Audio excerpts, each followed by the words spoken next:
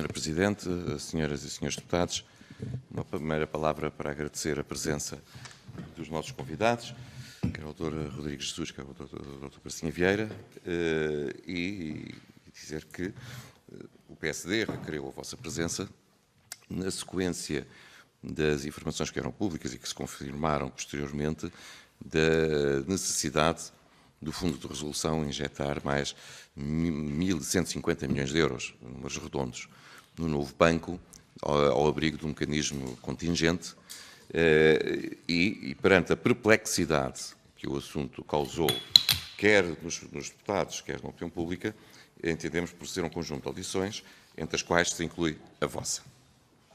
E a primeira... Ok. Peço desculpa. Ok, eu faço ao contrário, o microfone não anda, ando eu. Pronto, não seja por isso. Obrigado.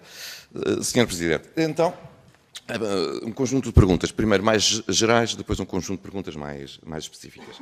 Em primeiro lugar, penso que iniciaram funções no início de 2018, na sequência do processo de alienação, 2 meses após a venda do novo banco pelo Fundo de Resolução à Lone Star.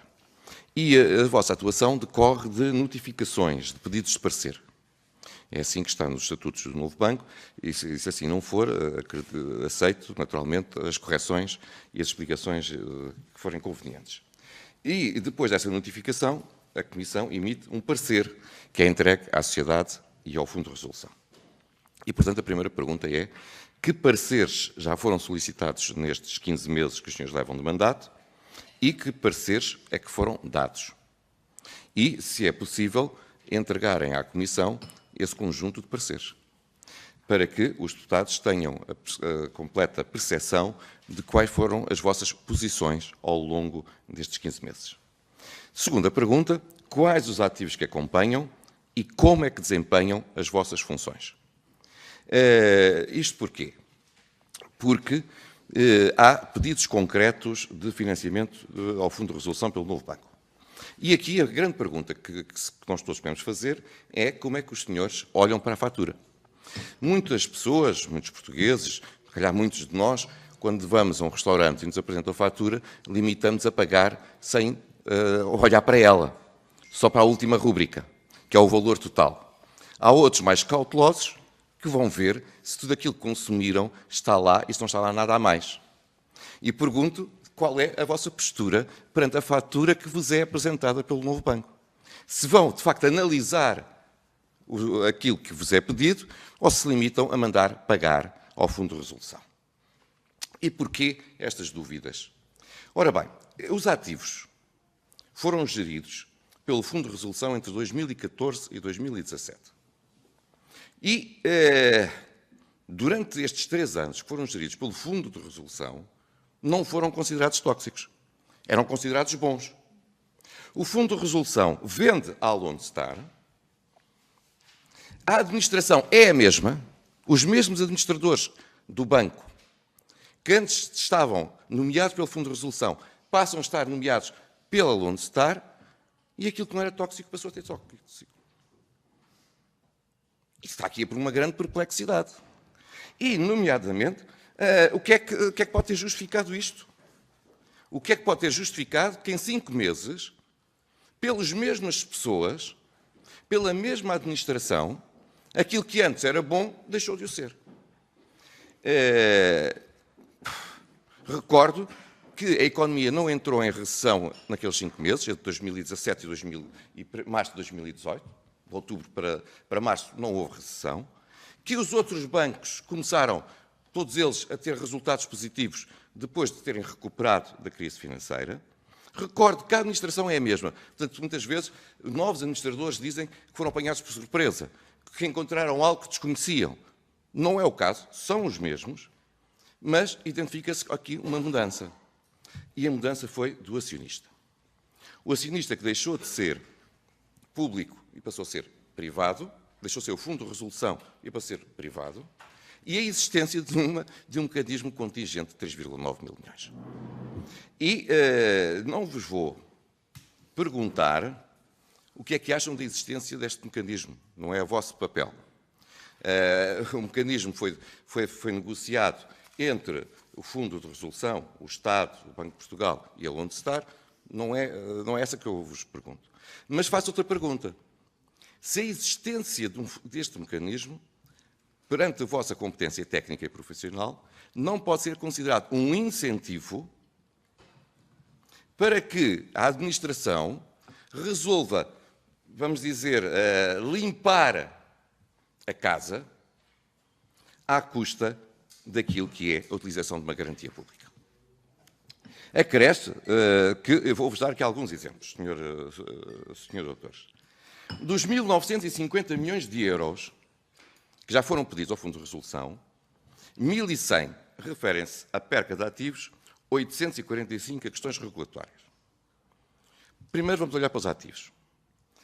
Pergunta: verificaram o que o novo banco tem vindo a fazer para recuperar o valor dos ativos? Qual é a taxa de recuperação desses ativos?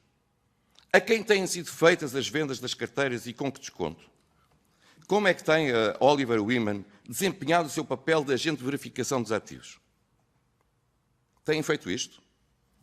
E sobre os 845 milhões de questões regulatórias? Se nos podem informar que alterações são estas que aconteceram em questões regulatórias entre novembro de 2017 e março de 2018. Porque em novembro de 2017 não havia problema com questões regulatórias. 5 meses depois, identifica-se milhões que têm que ser limpos por questões regulatórias. Que alterações legislativas ou imposições do BCE ou do Banco de Portugal ocorreram entre novembro de 2017 e março de 2018 que leve à existência deste prejuízo? O que é que justifica isto? Os senhores avaliaram a questão? E, finalmente, Sra. Presidente, uma última pergunta, ou um último conjunto. Sabemos que a evolução dos rácios de capital também são determinantes para pedir a interferência do Fundo de Resolução, a injeção do Fundo de Resolução. E aqui eu faço-vos uma pergunta. Analisaram as alterações contabilísticas que foram postas em práticas pela mesma administração quando passou de um acionista do Fundo de Resolução para um acionista privado? E verificaram porque é que aconteceram essas alterações contabilísticas? E qual a justificação que foi dada? Vou-vos dar aqui alguns exemplos. A prática de reembolso antecipado de passivos. A administração antes não fazia essa prática. Reembolso antecipado de passivos. A mesma administração, com o novo acionista, resolveu fazer reembolso antecipado de passivos. Para quê? Para aumentar os prejuízos. A avaliação e a anulação de DTAs no valor de 1,2 bi, que a nova administração resolveu pôr em prática. A nova não, a mesma administração. Ou o aumento de provisões para imparidades, mesmo para créditos identificados como não referentes ao mecanismo contingente, com uma economia em alta. E já agora, constituindo um volume de provisões a uma taxa superior àquela que os outros bancos utilizam para os créditos maus. Portanto, o novo banco, esta administração, utiliza uma taxa de provisão para créditos bons, que é uma taxa superior ao que os outros bancos utilizam para créditos maus, os seus concorrentes. Ora bem, tudo isto tem um fim, senhores doutores. Aumentar prejuízos. Para terem o argumento de que não cumprem os rácios de capital e, por isso, estar perfeitamente justificada a pedida ao Fundo de Resolução da entrada de capital. Ora bem, e aqui pergunto, os senhores analisaram estas alterações de comportamento contabilístico? Qual a vossa justificação para estes comportamentos? Porque estamos a falar de, para já, 1.900 milhões de euros de dinheiro do Fundo de Resolução. É muito dinheiro, uma grande preocupação para os portugueses, para os deputados, e aguardamos com expectativa as explicações que nos queiram dar. Muito obrigado. Muito obrigada.